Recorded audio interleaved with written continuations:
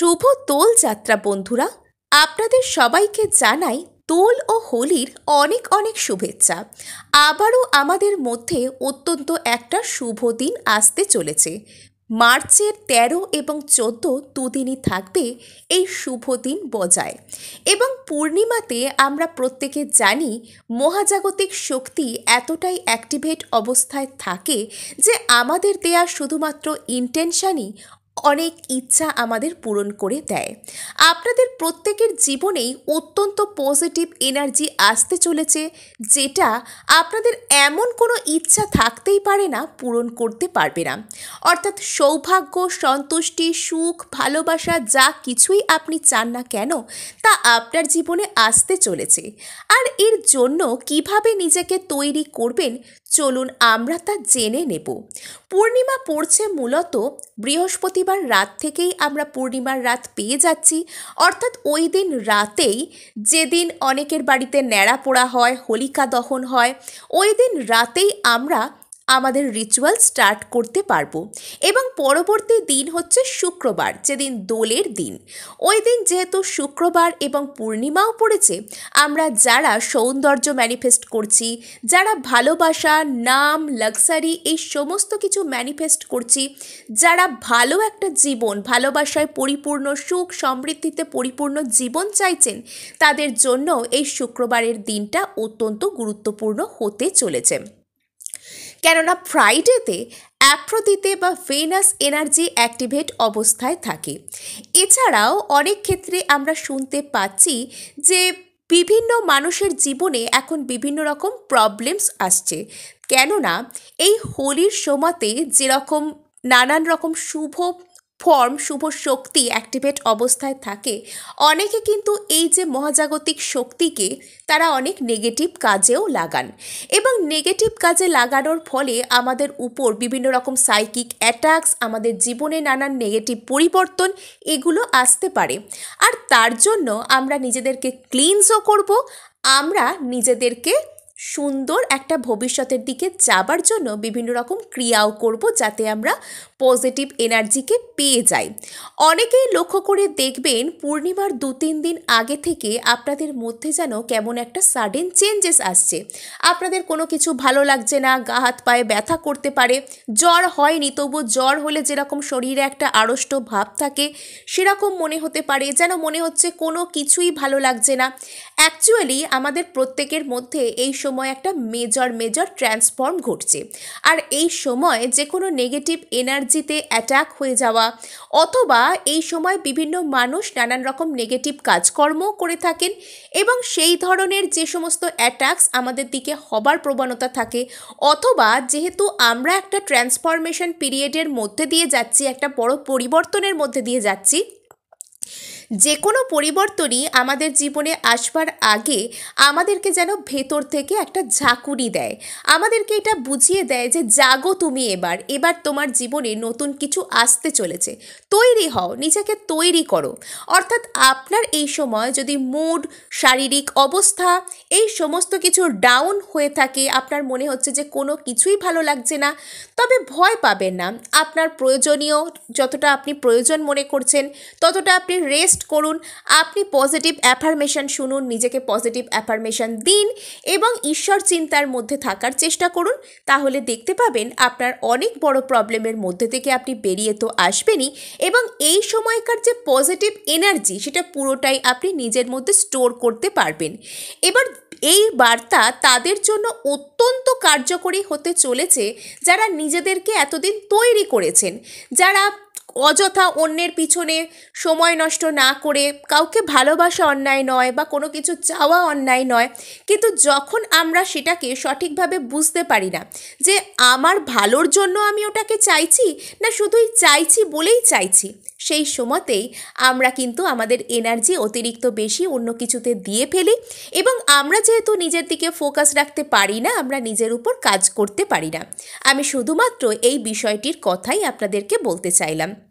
Next আমরা চলে আসি আমরা এই দিনটিকে সার্থক করবার জন্য কি কি করব। প্রথমত বলে রাখি, আপনারা কিন্তু ফুল মুন অথবা পূর্ণিমার এনার্জি অ্যাক্টিভেটেড অবস্থায় পাবেন বৃহস্পতিবার রাত থেকেই, অর্থাৎ বৃহস্পতিবার রাত 8টার পর থেকে আপনারা যে কোনো রকম রিচুয়াল করতে পারেন। শুক্রবার সন্ধ্যাবেলায় করতে পারেন, শুক্রবার সারা দিনের মধ্যে করতে পারেন। এবার যেহেতু এটা পূর্ণিমার রিচুয়াল, ফুলমুনের রিচুয়াল, তাই সেটা যদি যখন আকাশে চাঁদ থাকবে, যখন পূর্ণচন্দ্র থাকবে, সেই সময় করলে কিন্তু এটা অনেক ভালো আপনাকে রেজাল্ট দিতে চলেছে। নেক্সট আমি বলে নেব, এই সময় কিন্তু আপনারা চাঁদের আলোর নিচে এই যে দোল পূর্ণিমার যে পূর্ণচন্দ্র, সেই তার যে চন্দ্রকলা, তার যে চন্দ্রিমা, যে পূর্ণিমার যে জ্যোৎস্নার আলো, তার নিচে আপনারা যদি সময় কাটান তাহলে অত্যন্ত ভালো হবে। নেক্সট আমি বলবো, আপনারা কিন্তু বৃহস্পতিবার অথবা শুক্রবার সন্ধ্যাবেলা চাঁদের সামনে বসুন, চাঁদের আলোয় আপনারা কিছুক্ষণ সময় কাটান, পারলে মেডিটেট করুন। নিজের বাড়ির ছাদ, ব্যালকনি অথবা খোলা জানালার সামনে বসে আপনারা কিন্তু কিছুটা মেডিটেট করতে পারেন, deep breath in breath out করতে পারেন। অর্থাৎ কিছুই নয়, চোখ বন্ধ করে আপনারা গভীরভাবে নাক দিয়ে শ্বাস নিন এবং মুখ দিয়ে সেই নিঃশ্বাসকে ত্যাগ করতে পারেন।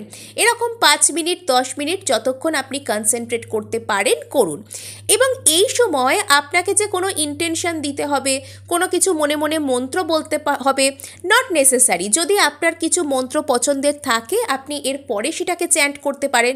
আপনি এই সময় মহামৃত্যুঞ্জয় মন্ত্র চ্যান্ট করতে পারেন, আপনি গ্রিন তারা মন্ত্র চ্যান্ট করতে পারেন, অথবা আপনার পছন্দের যে কোনো পজিটিভ রিলিজিয়াস কথাবার্তা, পজিটিভ অ্যাফার্মেশন আপনি কিন্তু দিতে পারেন। নেক্সট আমি বলবো, যখন আপনি বৃহস্পতিবার দিন সন্ধ্যাবেলায় আপনি যখন চাঁদের আলোয় বসবেন, তখন আপনি যদি মহামৃত্যুঞ্জয় মন্ত্র জপ করেন, আপনি আপনার সামনে 1 গ্লাস জল রাখতে পারেন।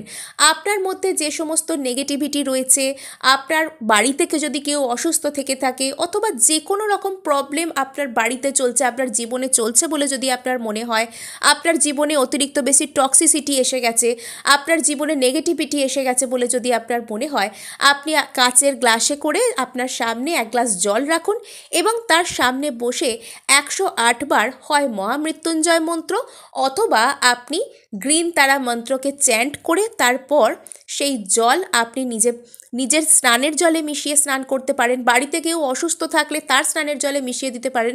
অল্প জল আপনি সারা বাড়িতে ছিটিয়ে দিতে পারেন।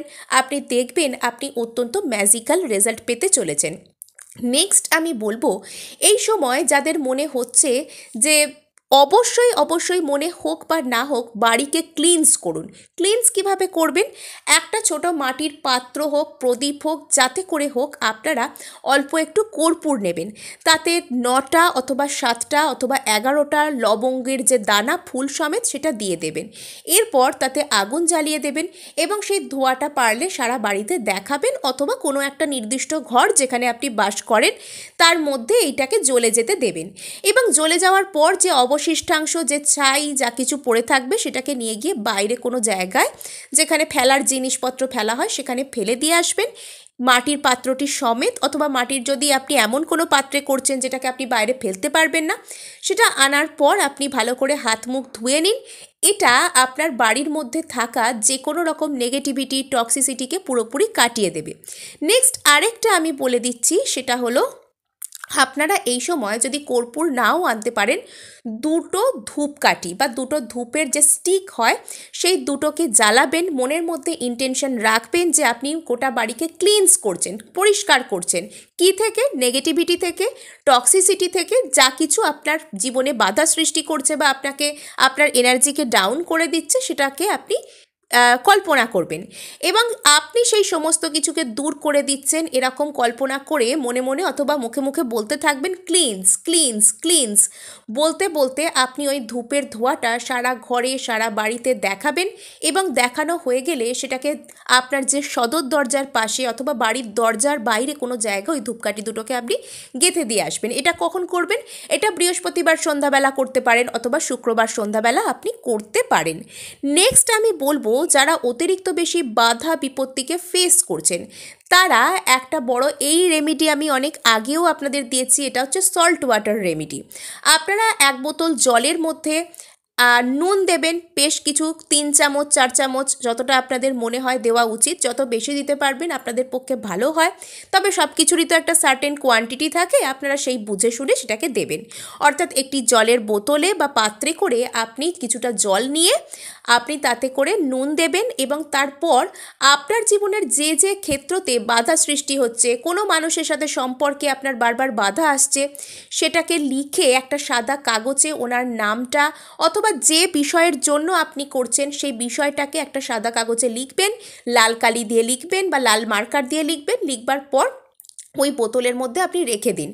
যে ঘরে আপনি ঘুমাচ্ছেন সেই ঘরের মধ্যে বোতলটাকে রাখবেন অথবা জলের পাত্রটিকে রাখবেন। পরের দিন সকাল হলে আপনি ওই জলটা কোনো গাছের গোড়ায় হোক বা কোনো ফেলার বাজে জিনিস ফেলার জায়গা হোক সেখানে ফেলে দিয়ে আসুন, এবং ফেলে দিয়ে আসার পর ওই একই রকমভাবে হাত পা ধুয়ে নিন অথবা স্নান করে নিন, যেভাবে হোক মোটমাট নিজেকে পরিষ্কার পরিচ্ছন্ন করে দিন। এবার আরও একটা জিনিস আপনি করতে পারেন, সেটা হচ্ছে আপনি বৃহস্পতিবার সন্ধ্যাবেলা নিজের যে কোনো ইচ্ছা, যেটা হোক আপনার মনের ইচ্ছা, যেটা পূরণ হোক আপনি চাইছেন, সেটাকে আপনি একটা তেজপাতায় লিখবেন। লিখবার লাল কালি দিয়ে লিখবেন। লিখবার পর 3বার তেজপাতাটাকে হাতের মুঠোর মধ্যে ধরে 3বার অ্যাফার্মেশন দেবেন। আমার এই কাজটা হয়ে গেছে, আমার এই কাজটা হয়ে গেছে, আমার এই কাজটা হয়ে গেছে বলে আপনি সেটাকে যে কোনো মোমবাতির আগুনে পুড়িয়ে দেবেন, এবং সেই ছাইটাকে আপনি যেখানে হোক ব্লো করে দিন, ফেলে দিন ছাইটাকে। আপনি দেখবেন আপনার যে কোনো ইচ্ছা কিন্তু অত্যন্ত দ্রুত পূরণ হয়ে যাবে। এই দিন থেকে আপনারা যে কোনো পজিটিভ মন্ত্র বা পজিটিভ রিচুয়াল শুরু করতে পারেন। আপনারা এই দিন থেকে ক্লনেকের মন্ত্র করতে পারেন, সিট্রির মন্ত্র করতে পারেন, কামাখ্যা মন্ত্র করতে পারেন, গ্রিন তারা মন্ত্র করতে পারেন, মহামৃত্যুঞ্জয় মন্ত্র করতে পারেন, বা ওম চ্যান্টিং সিম্পলি শুনতে পারেন। যা আপনাদের মনে হয় আপনারা এই দিন থেকে সেই মন্ত্র কিন্তু আপনারা শুনতে বা বলতে শুরু করতে পারেন। এবং আপনাদের মনের মধ্যে নিশ্চয়ই কোনো ইচ্ছা আছে, সেই ইচ্ছাটাকে মনে রেখে এই সমস্ত মন্ত্র চ্যান্টিং শুনুন বা করুন, আপনারা কিন্তু অত্যন্ত ভালো ফল পেতে চলেছেন। তো আজকে এটুকুই। সবার দোল হোলি অত্যন্ত সুন্দর কাটুক, সবার ইচ্ছা পূরণ হোক, সবাই ভালো থাকুন। নমস্কার।